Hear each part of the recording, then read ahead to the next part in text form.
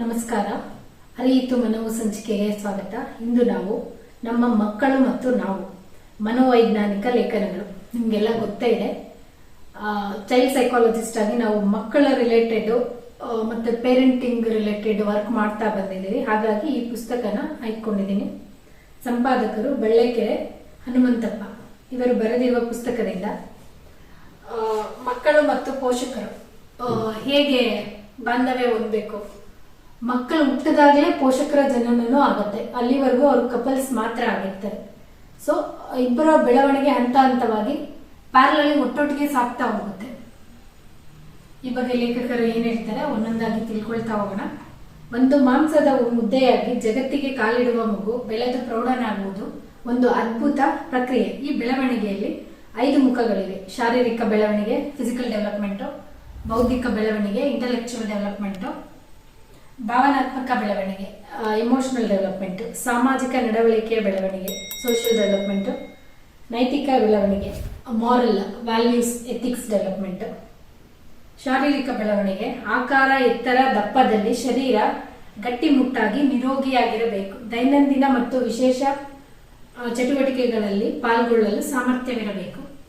ಬೌದ್ಧಿಕ ಬೆಳವಣಿಗೆ, ಮಾಹಿತಿ ವಿಷಯಗಳನ್ನು ಕಲಿಯಲು, ಕಲಿತದ್ದನ್ನು ನೆನಪಿಟ್ಟುಕೊಳ್ಳಲು, ಸಮಸ್ಯೆಗಳನ್ನು ವಿಶ್ಲೇಷಿಸಲು, ಸೂಕ್ತ ವಿಧಾನಗಳನ್ನು ಕೈಗೊಳ್ಳಲು, ಏಕೆ, ಏನು, ಹೇಗೆ ಎಂಬ ಪ್ರಶ್ನೆಗಳನ್ನು ಕೇಳಲು, ನೋಡಿದ್ದು, ಕೇಳಿದ್ದು, ಅನುಭವಿಸಿದ್ದನ್ನು ಅರ್ಥೈಸಲು, ಹೊಸ ಆವಿಷ್ಕಾರಗಳನ್ನು ಮಾಡಲು, ತನ್ನ ಗುರಿ ಏನು, ಮಾರ್ಗ ಏನು ಎನ್ನುವುದನ್ನು ನಿರ್ಧರಿಸಲು, ತನ್ನ ಬಲಾಬಲಗಳನ್ನು ಅರ್ಥ ಮಾಡಿಕೊಳ್ಳಲು ಬುದ್ಧಿ ಚತುರತೆಗಳಿರಬೇಕು. ಸೊ ಐಕ್ಯೂ ಡೆವಲಪ್ಮೆಂಟ್ ಇಲ್ಲಿ ಮುಖ್ಯ ಆಗುತ್ತೆ. ಕಾಗ್ನಿಟಿವ್ ಸ್ಕಿಲ್ಸ್ ಅಂತ ಏನು ಹೇಳ್ತೀವಿ ಅದು. ಭಾವನಾತ್ಮಕ ಬೆಳವಣಿಗೆ, ಪ್ರೀತಿ, ವಾತ್ಸಲ್ಯ, ದಯೆ, ಅನುಕಂಪ, ಧೈರ್ಯ, ಸ್ವಾಭಿಮಾನಗಳಂತಹ ಸಕಾರಾತ್ಮಕ ಭಾವನೆಗಳನ್ನು ಮತ್ತು ಭಯ, ದುಃಖ, ಕೋಪ, ಮತ್ಸರ, ಕೀಳರಿಮೆ, ಮೇಲರಿಮೆಗಳಂತಹ ನಕಾರಾತ್ಮಕ ಭಾವನೆಗಳನ್ನು ಸರಿ ರೀತಿಯಲ್ಲಿ ಪ್ರಕಟಿಸುವುದು, ಅಗತ್ಯ ಬಿದ್ದಲ್ಲಿ ಹತೋಟಿಯಲ್ಲಿಡುವುದು, ಸಂದರ್ಭ, ವ್ಯಕ್ತಿ, ಪರಿಸರಕ್ಕೆ ತಕ್ಕಂತೆ ಅಭಿವ್ಯಕ್ತಿಗೊಳಿಸುವ ಶಕ್ತಿ ಇರಬೇಕು. ಸೊ ಇದು ಭಾವನಾತ್ಮಕ ಬೆಳವಣಿಗೆ, ಎಮೋಷನಲ್ ಡೆವಲಪ್ಮೆಂಟ್ ಅಲ್ಲಿ ಬರುತ್ತೆ.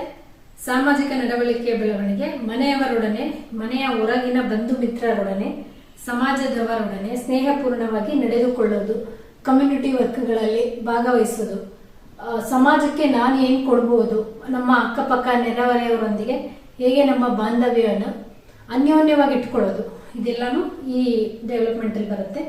ನೈತಿಕ ಬೆಳವಣಿಗೆ, ಯಾವುದು ಸರಿ, ನ್ಯಾಯ, ಧರ್ಮ, ಯಾವುದು ತಪ್ಪು, ಅನ್ಯಾಯ, ಅಧರ್ಮ ಎಂದು ನಿರ್ಧರಿಸುವುದು, ಸುಳ್ಳು, ಕಳ್ಳತನ, ಮೋಸ, ವಂಚನೆಗಳನ್ನು ಮಾಡದಿರುವುದು, ಕೌಟುಂಬಿಕ, ಸಾಮಾಜಿಕ ಮತ್ತು ಧಾರ್ಮಿಕ ಹಾಗೂ ಕಾನೂನಿನ ನೀತಿ ನಿಯಮಗಳನ್ನು ಆತ್ಮಸಾಕ್ಷಿಯಾಗಿ ಸಂತೋಷದಿಂದ ಪಾಲಿಸುವುದು, ಶೀಘ್ರ ಲಾಭ, ಅನುಕೂಲ ತರುವ, ಅಡ್ಡ ಮಾರ್ಗ ಹಿಡಿಯದೆ ಸ್ವಲ್ಪ ಕಷ್ಟ ಕಿರಿಕಿರಿಯಾದರೂ ನೇರ ಹಾಗೂ ರಾಜಮಾರ್ಗವನ್ನು ಹಿಡಿಯುವುದು. ಇಲ್ಲಿ ಈಸಿ ರಾಂಗ್ ಗಿನ್ನ ಡಿಫಿಕಲ್ಟ್ ಆದ್ರೂ ರೈಟ್ ದಾರಿಯಲ್ಲಿ ನಡೆಯುವುದು ಮುಖ್ಯ ಅಂತ ಲೇಖಕರು ಹೇಳ್ತಾ ಇದ್ದಾರೆ. ಈ ಪಂಚಮುಖ ಬೆಳವಣಿಗೆಯಲ್ಲಿ ಒಬ್ಬ ವ್ಯಕ್ತಿ ಎಲ್ಲಾ ವಿಭಾಗಗಳಲ್ಲೂ ಗರಿಷ್ಠ ಮಟ್ಟವನ್ನು ಮುಟ್ಟುವುದು ಅಪರೂಪ. ಅಂದ್ರೆ ಎಲ್ಲರೂ ಎಲ್ಲದನ್ನು ಸಿದ್ಧಿಸ್ಕೊಳಕ್ಕಾಗಲ್ಲ 100%. ಒಂದು ವಿಭಾಗದಲ್ಲಿ ಒಳ್ಳೆಯ ಬೆಳವಣಿಗೆ ಇದ್ದರೆ ಇನ್ನೊಂದರಲ್ಲಿ ಬಹಳ ಕಡಿಮೆ ಅಥವಾ ಅಪೂರ್ಣ ಬೆಳವಣಿಗೆ ಇರಬಹುದು. ಅದಕ್ಕೆ ನಾವು ಹ್ಯೂಮನ್ ಡಿಫರೆನ್ಸಸ್ ಅಂತ ಹೇಳೋದು. ಅದನ್ನ ಯುನೀಕ್ನೆಸ್ ಅಂತಾನು ಹೇಳ್ಬೋದು. ಒಬ್ಬರಿಗಿನ್ನ ಒಬ್ರು ಹೇಗೆ ಭಿನ್ನವಾಗಿರ್ತಾರೆ, ಈ ಫ್ಯಾಕ್ಟರ್ಸ್ ಅಲ್ಲಿ ಮುಖ್ಯ ಆಗ್ತಾ ಹೋಗುತ್ತೆ.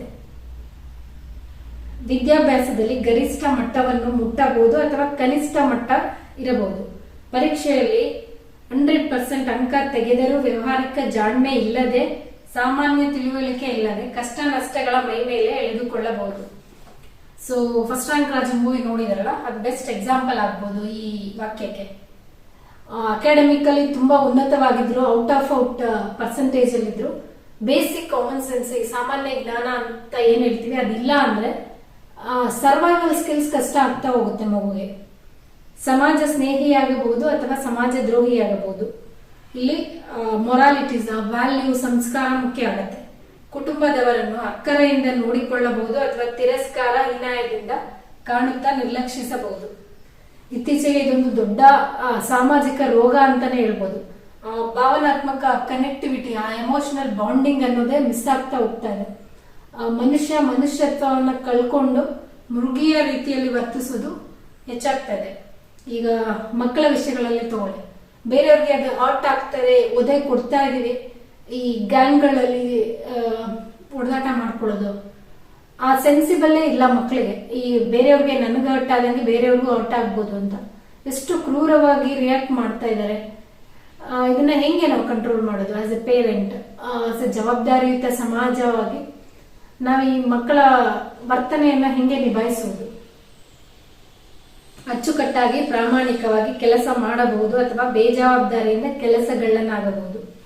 ಸತ್ಯ ಧರ್ಮವನ್ನು ಪಾಲಿಸುವವನಾಗಬಹುದು ಅಥವಾ ಸುಳ್ಳ ಕಳ್ಳ ಅಧರ್ಮಿಯಾಗಬಹುದು. ಸಂಸಾರಿಯಾಗದೆ ಸನ್ಯಾಸಿಯಾಗಿ ಬದುಕಬಹುದು. ದಕ್ಷ ಸಮರ್ಥನಾಗಬಹುದು, ಅದಕ್ಷ ಅಸಮರ್ಥನಾಗಬಹುದು. ಮದ್ದು, ಮದ್ಯಪಾನ, ಹಣ, ಅಧಿಕಾರದ ದಾಸನಾಗಬಹುದು ಅಥವಾ ಸಚ್ಚಾರಿತ್ರ್ಯ ಉಳ್ಳವರಾಗಬಹುದು. ಹೀಗೆ ಒಂದೇ ತಾಯಿಗಳ ಮಕ್ಕಳು, ಅವಳಿ ಜವಳಿ ಮಕ್ಕಳು ಕೂಡ ಐಡೆಂಟಿಕಲ್ ಟ್ವಿನ್ಸ್, ನಾನ್ ಐಡೆಂಟಿಕಲ್ ಟ್ವಿನ್ಸ್ ಅಂತೀವಿ. ಒಂದೇ ರೀತಿ ಒಂದೇ ಆನುವಂಶಿಕ ಗುಣಗಳನ್ನು ಹೊತ್ತಿರೋ ಮಕ್ಕಳು, ಆ ಗುಣಗಳಲ್ಲಿ ಹೇಗೆ ಡಿಫರೆಂಟ್ ಆಗುತ್ತೆ.